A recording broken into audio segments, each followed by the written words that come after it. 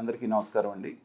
నేను కిలార్ నాగార్జున. సన్సిరీ ప్రాజెక్ట్స్లో నేను సీఈఓగా పనిచేస్తున్నాను. రియల్ ఎస్టేట్లో ఉన్నటువంటి నా అనుభవం దృష్ట్యా అమరావతి చుట్టుపక్కలే మేము ఎక్కువ ప్రాజెక్ట్స్ చేస్తున్నాం కాబట్టి అందరూ కూడా అక్కడ ఏం జరుగుతుంది అని తెలుసుకోవాలనేటువంటి దాని మీద ఆసక్తితో ఉన్నారు కాబట్టి వాళ్ళకి చిన్న ఇన్ఫర్మేషన్ ఇద్దామన్నట్టుగా నాకు తెలిసినటువంటి సమాచారం ఇవ్వటం కోసంగా నేను ఈ వీడియో చేస్తున్నాను. గత 6 నెలలుగా ట్రెండింగ్లో ఉన్నటువంటి సబ్జెక్టు రియల్ ఎస్టేట్ పరంగా ఏదన్నా ఉంది అంటే అమరావతి. 6-7 నెలలుగా అంటే ప్రభుత్వం మారిన దగ్గర నుంచి కూడా ఉవ్వెత్తున ఒక భూమిలాగా రావడం అనేటువంటిది మనందరం చూసాం. ఒక నెల 15 రోజుల పాటు గతంలో నేను కూడా ఇదే చెప్పున్నాను. 10-12 వేల రూపాయలు ఉన్నటువంటి గజం ఒక్కసారిగా 50-60 వేల రూపాయలకి వెళ్ళటం అనేటువంటిది జరిగింది. జరిగిన తరువాత 2-3 నెలల తర్వాత మనకి విజయవాడ ఎప్పుడైతే వరదలు సంభవించినాయో, ఎప్పుడూ లేనంటూ 120 సంవత్సరాలు రానటువంటి వర్షాలు రావడంతో సడన్గా ఆ రియల్ ఎస్టేట్ అనేటువంటిది కొంచెం స్లో డౌన్ అయింది. కొంచెం అనే కంటే కూడా చాలా స్లో డౌన్ అయింది అనేటువంటిది చెప్పొచ్చు. ఒక 2 నెలలు 3 నెలల పాటు ఆ పరిస్థితి కొనసాగింది.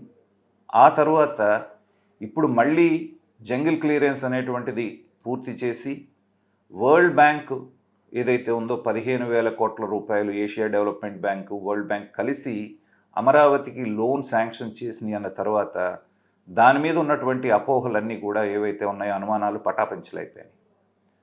ఆ స్థాయి నుంచి మళ్ళీ కూడా రియల్ ఎస్టేట్ రంగం అనేటువంటిది ఈ ప్రాంతంలో ఊపు అందుకుంది. దాని ప్రకారంగా చూస్తే ఏంటంటే గత నెల 15 రోజుల నుంచి కూడా మళ్ళీ అమరావతి అనేటువంటిది ప్రగతి పదంలో దూసుకుపోతోంది. ఆ పరిస్థితుల్లో అసలు అమరావతి ఎలా ఉంది, ఆ రేట్లు ఎలా ఉన్నాయి, వాటికి సంబంధించినటువంటి మంచి చెడు ఏంటి అనేటువంటిది ఒకసారి మీతో పంచుకుంటాను. నా దగ్గర ఉన్నటువంటి ఇన్ఫర్మేషన్ దీన్ని 3 జోన్స్గా డివైడ్ చేసి మనం చూడవచ్చు. ఒకటి కోర్ క్యాపిటల్, అంటే ఇప్పుడు ఏదైతే పూలింగ్ ల్యాండ్ ఉందో దాంట్లో ఏవైతే నవనగరాలు అంటున్నారో దానికి సంబంధించిన ఇన్వెస్ట్మెంట్స్ అన్నీ వస్తున్నాయో అవన్నీ కూడా కోర్ క్యాపిటల్ కింద మనం తీసుకోవచ్చు. ఆ తర్వాత ద్వితీయ శ్రేణి ఏంటంటే దాని సరౌండింగ్స్ ఏవైతే కోర్ క్యాపిటల్ పూలింగ్ ల్యాండ్ ఆనుకొని ఉన్నటువంటి ల్యాండ్స్ ఏవైతే ఉన్నాయో అవన్నీ కూడా మనకు సెకండ్ కేటగిరీ కింద వేసుకోవచ్చు. అలాగే అది దాటి ఒక 5-10 కిలోమీటర్లు వెళ్ళిన తర్వాత అంతకుముందు ప్రపోజ్ చేసినటువంటి ఇన్నర్ రింగ్ రోడ్, ఇప్పుడు ఆ ఇన్నర్ రింగ్ రోడ్ మీద ఎవరు మాట్లాడట్లేదు, దాని మీద ఇంకా మనకు పూర్తి స్థాయిలో క్లారిటీ రావట్లేదు. కానీ ప్రపోజ్డ్ ఇన్నర్ రింగ్ రోడ్ ఏదైతే ఉందో దాని నుంచి అవుటర్ రింగ్ రోడ్డు మధ్యలో ఉన్నటువంటిది ఇది థర్డ్ గ్రేడ్ దీని కిందకి మనం తీసుకోవచ్చు, 3వ రకమైనటువంటి ఇన్వెస్ట్మెంట్కి. ఇంతవరకు రియల్ ఎస్టేట్ రంగంలో ముఖ్యంగా అమరావతి సెంట్రిక్గా ఎవరన్నా ఇన్వెస్ట్మెంట్ చేయాలి అంటే ఈ 3 విషయాలు మీరు దృష్టిలో పెట్టుకోండి. మీ దగ్గర బాగా ఎక్కువ డబ్బులు ఎక్కువ మొత్తంలో ఉండి మీరు ఒక 50,000, 60,000, 70,000 రూపాయలు మేము ఖర్చు పెట్టగలము, తీసుకోగలము అనుకుంటే ఖచ్చితంగా మీరు కోర్ క్యాపిటల్లోనే కావాలి అనే కోరిక ఎక్కువగా ఉంటే మీరు ఖచ్చితంగా అక్కడ తీసుకోవచ్చు. కాకపోతే ఇక్కడ కూడా మీరు గమనించాల్సింది ఏంటంటే అందరూ ఏమనుకుంటున్నారు, నేను తీసుకెళ్ళి 60,000కి కొంటే నాకు క్యాపిటల్ దగ్గర వచ్చేస్తుంది లేకపోతే క్యాపిటల్లో వస్తుంది అనుకుంటున్నారు. కానీ సిఆర్డిఏ చట్ట ప్రకారంగా ఏంటంటే డివిజన్ చేశారు. 5,000 గజాల ప్లాట్లన్నీ ఒక దగ్గర, 2,000 గజాల ప్లాట్లన్నీ ఒక దగ్గర, 1,000 గజాల ప్లాట్లన్నీ ఒక దగ్గర, 500 గజాల ప్లాట్లన్నీ ఒక దగ్గర, 200 గజాల ప్లాట్లన్నీ ఒక దగ్గర. ఇలాగ ఎందుకు సెగ్రిగేట్ చేశారు అంటే ఇప్పుడు మనం హైదరాబాద్లో చూసాము, అమీర్పేట్ ఉంటుంది, మన కృష్ణనగర్ ఉంటుంది, జూబ్లీ హిల్స్ ఉంటుంది, బంజారా హిల్స్ ఉంటుంది. దానికి సోషియో ఎకనామిక్గా కూడా అక్కడ ఆ జోన్ అలా ఉంటుంది. సో అలాగే మిక్స్డ్గా ఉండకూడదు, అమరావతి ఒక్కొక్క గ్రోత్ సెంటర్ అంతా ఒక ప్లేస్లోనే ఉండాలనేటువంటి ఒక భావనతోటి ఈ నిర్ణయం తీసుకోవడం జరిగింది. సపోజ్ ఒక రైతుకి ఒక పూలింగ్లో 2,000 గజాలు స్థలం వచ్చింది అంటే నేను దీన్ని 10 మందికి 200 గజాలు చేసి అమ్ముతాను అంటే సిఆర్డిఏ చట్టం ఒప్పుకోదు. ఎందుకంటే 2,000 గజాలు ఒక వ్యక్తికే అమ్మాలి, ఒక సంస్థకే అమ్మాలి అనేటువంటి నిబంధన అక్కడ ఉంది. కాబట్టి మీ దగ్గర 1,20,00,000 ఉంటే నేను అమరావతిలో కావాలి అంటే మీకు ఎక్కడో ఒక మూలలో ఉన్నటువంటి ఒక 200 గజాల స్థలం మాత్రం మీరు కొనుక్కోగలుగుతారు. దానికి సిద్ధపడి అమరావతిలో క్రేజ్ ఉంది కాబట్టి నాకు అమరావతిలో ఒక స్థలం ఎక్కడైనా పర్వాలేదు అంటే you can go for that. 3 కోట్లు 4 కోట్ల రూపాయలు ఇన్వెస్ట్మెంట్ పెట్టుకోవాలి అనుకుంటే మంచి ప్రాంతంలో పెద్ద ప్లాట్లు మీకు దొరికేటువంటి అవకాశం ఉంది. కానీ ఇక్కడే అపోహలో ఏమున్నారంటే నా దగ్గర 1,20,00,000 ఉంది కాబట్టి అక్కడ గజం 60,000 ఉంది కాబట్టి 200 గజాలు నాకు వస్తుంది కాబట్టి కోర్ క్యాపిటల్ అనుకుంటున్నారు. కానీ కోర్ క్యాపిటల్లో 200 గజాలు అనేవన్నిటి కూడా మీకు ఒక పక్కన ఉంటాయి. కాబట్టి దాన్ని గమనించవలసిందిగా నా మనవి. రెండవది, దాన్ని ఆనుకొని ఇందాక నేను చెప్పినటువంటి ప్రాంతాలు ఏదైతే పూలింగ్ని ఆనుకొని ఉన్నటువంటిది ప్రపోజ్డ్ పూలింగ్ ల్యాండ్స్ అంటున్నారు వీటిని.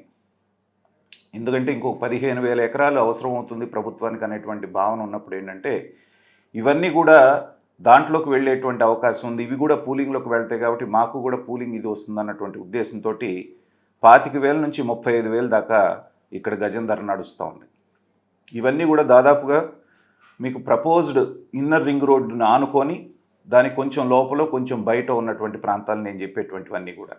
కాబట్టి అక్కడ ఉన్నటువంటి రేటు మీకు ఇవాళ 25 నుంచి 35,000 రూపాయలు నడుస్తున్నటువంటి పరిస్థితుల్లో ఇవాళ అమరావతిలో విచిత్రమైనటువంటి పరిస్థితి ఏంటంటే ఒక చోట వెంచర్ వేసి ఆ వెంచర్ బాగా సక్సెస్ అయిందంటే అక్కడ ల్యాండ్ దొరకకుండా పోయేటువంటి పరిస్థితి ఉంది.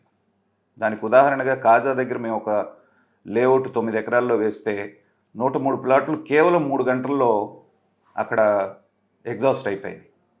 ఇంకా వందలాది మంది కస్టమర్లు వెయిట్ చేస్తున్నారు ఎప్పుడు వస్తుందని. కానీ మేము అయినటువంటి వెంటనే అక్కడ ల్యాండ్ రేట్స్ అనేటువంటి విపరీతంగా పెరగడం జరిగింది. మాకు కూడా ఇప్పుడు అక్కడ ల్యాండ్ ప్రొక్యూర్ చేయాలంటే కష్టమైనటువంటి పరిస్థితి కనబడుతోంది. కాబట్టి ఏంటంటే అలాంటి ప్రాంతాల్లో ఉన్నటువంటి వీళ్ళు 25,000 30,000 35,000 పెట్టి కొని హోల్డ్ చేసుకునేటువంటి కెపాసిటీ ఉన్నటువంటి వాళ్ళు ఆ ప్రాంతాలని మీరు ప్రిఫర్ చేయొచ్చు అనేటువంటిది నా భావన. ఇందాక నేను చెప్పినట్టుగా కోర్ క్యాపిటల్లో ఇన్వెస్ట్ చేయగలిగినటువంటి వాళ్ళు క్రీమీ లేయర్ ఉంటారు ఒక 10%. ఇప్పుడు చెప్పినటువంటి రెండో దీంట్లో చేసేటువంటి వాళ్ళు ఒక 20-25% అంత ఎఫర్టబుల్ అంత కెపాసిటీ ఉన్నటువంటి వాళ్ళు. ఇక మిడిల్ క్లాసు తర్వాత ఇప్పుడు ఏంటంటే గతంలో లోన్లు ఇచ్చేవి కాదు బ్యాంకులు ఓపెన్ ప్లాట్స్కి, ఇచ్చినా కూడా ఎంతో పరిశీలించి ఇచ్చేవాళ్ళు. ఇప్పుడు అమరావతి భూమి మూలాన ఏంటంటే బ్యాంకులు ముందుకు వచ్చి ఇతోధికంగా 60% నుంచి 60-70% లోన్ ప్రొవైడ్ చేయడానికి బ్యాంకులు ముందుకు వస్తున్నాయి. కాబట్టి మిడిల్ క్లాస్ ఎంప్లాయీస్ మిగతా వాళ్ళందరూ కూడా ఇందాక నేను చెప్పినట్టుగా ప్రపోజ్డ్ ఇన్నర్ రింగ్ రోడ్ అలాగే ప్రపోజ్డ్ అవుటర్ రింగ్ రోడ్ ఈ రెండిటి మధ్యలో ఉన్నటువంటి ప్రాంతంలో ఏంటంటే మీకు 15,000-16,000 రేంజ్లో గజం వచ్చేటువంటి అవకాశం మనకు కనపడుతోంది. వెంచర్లన్నీ కూడా అలాంటి పరిస్థితుల్లో ఉన్నాయి కాబట్టి దాంట్లో కూడా మీకు 60-70% లోన్ వచ్చేటువంటి అవకాశం ఉంది. కాబట్టి సో వాటిని ఆప్ట్ చేసుకుంటే సపోజ్ ఇప్పుడు 15,000 రూపాయల గజం ఉంది అంటే 200 గజాలు మీరు కొనాలంటే 30 లక్షలు. మీ దగ్గర 10 లక్షలు మీకు క్యాష్ కనుక మీ దగ్గర ఉంటే మీ దగ్గర ఇనిషియల్ పేమెంటు మిగతా 20 లక్షలు ఇవ్వడానికి బ్యాంకులు సిద్ధంగా ఉన్నాయి.